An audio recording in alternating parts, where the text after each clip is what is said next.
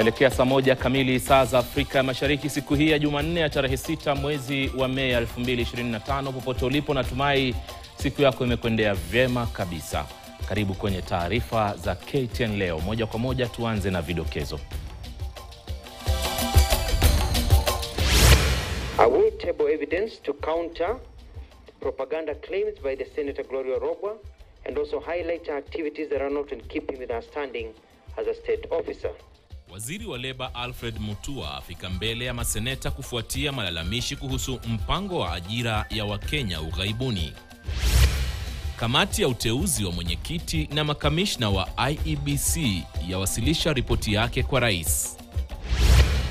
Jaji mkuu Martha Koome abuni jopo la majaji watatu kusikiza kesi za kutaka kumbandua afisini pamoja na majaji wengine wa mahakama ya juu.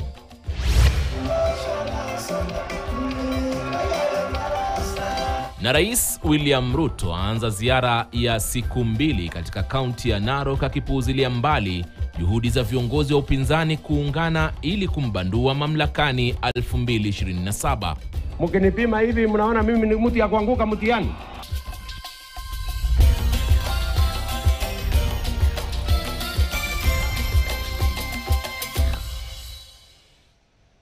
Karibu kwenye taarifa.